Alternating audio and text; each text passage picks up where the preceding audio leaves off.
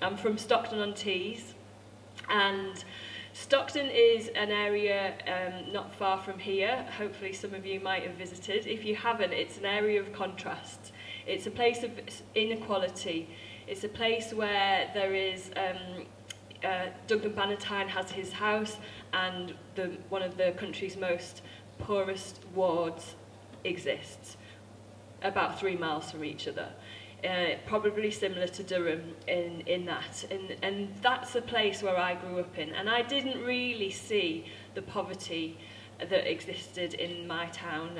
I had obviously friends at schools from various parts of the borough, but for the most part I had a great home life and was quite unawares of what was going on in my town, until I guess I got a bit older and drugs became a big thing in my school and in my friendship groups, and I saw people's lives get pretty messed up through that.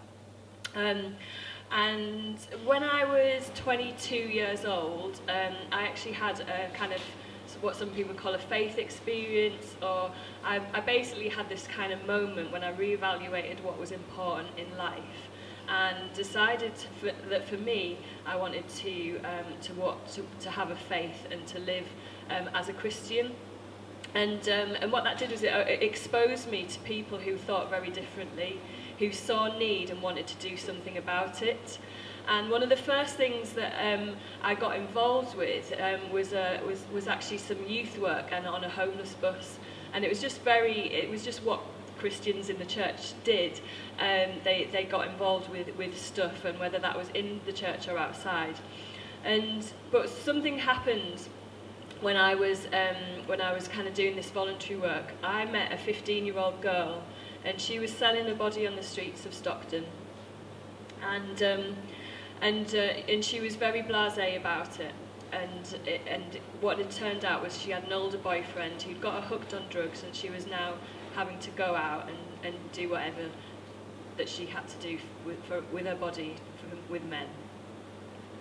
But it wasn't actually till I was back in the youth club at the church, maybe just a few nights later, and I looked out on a group of 15-year-olds, and they were all kind of singing and dancing and laughing and having an amazing night.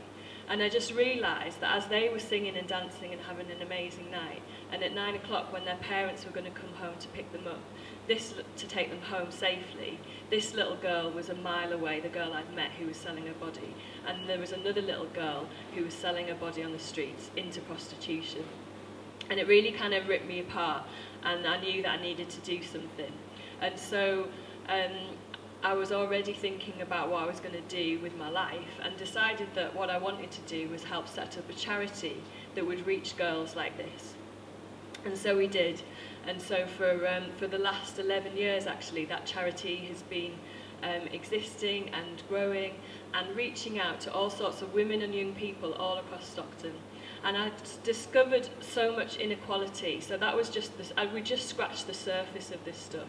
I didn't realise how deep it was. I didn't realise how excluded people were. I didn't realise how much poverty actually tore families and people apart.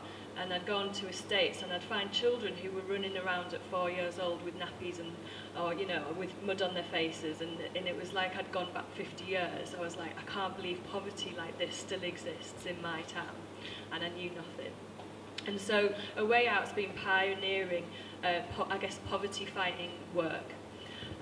But over the last 3 years, I had a kind of a new vision, and it began with looking at my town and thinking, yes, we're helping individuals, but the town still lies in ruins. The town is still severe. It's got these inequalities. It's got high unemployment. And how are we going to do? What are we going to do about the bigger picture? Because for every person that we rescue, for every person whose lives is transformed, we're kind of putting them back into what I call like ground that is like it's not like good soil. It's like. And so I looked at Stockton, and I just had this question. What would Stockton look like if it was loved? And I started to see it as a vision for what a town could look like. Instead of an individual, looking at an individual who would be free of addiction, I started to look at a town. And I started to see that a town that was loved would look like it was thriving. It would look full of creativity and culture. The pubs would be full and not empty, but they wouldn't be the violence afterwards from the binge drinking. And it would look like businesses were thriving and there was jobs for everyone. And it would look like there were skate parks and things for kids to do instead of having to use drugs. And it would look like people would have good health care instead of really struggling to even get an appointment. And it would look like there would, and it just continued like this. And then I started to ask other people, what would it look like to you if Stockton was loved? And what began was a movement, and that's all I can describe it as. People wanted to contain it, and people wanted to make it into a project, and there is now a Love Stockton project. But I tried to fight against that because I didn't want it to be a project, I wanted it to be a movement, because I believe that for this town to be transformed, we can't have another project, we have to have people who love it. And that's different. And so how do you begin a movement? Well, you start to talk to people and have conversations. And so that's what was happening. And the church had the conversation, and they wanted to do social action and do people's gardens and show love. But the creators wanted to put on festivals and comedy nights and art exhibitions. And the photographers wanted to take the pictures of the nice things of the town and start posting them everywhere and putting them on Facebook and saying that actually this town looks good, that it's vibrant. And the bloggers wanted to write articles about the town and about the good things that happened. And the tweeters wanted to tweet about all the great things that happened. And a Twitter site was set up. There's now 3,000 followers of this Twitter site called I Love Stockton Me. And the people who own businesses there was a t-shirt company who decided to do I Love Stockton Me t-shirts, and now you could go and buy one. And then there was a creative craft store that started making little cushions saying I Love Stockton Me, and suddenly this movement continues, and it doesn't have an ownership, people are just owning it for themselves.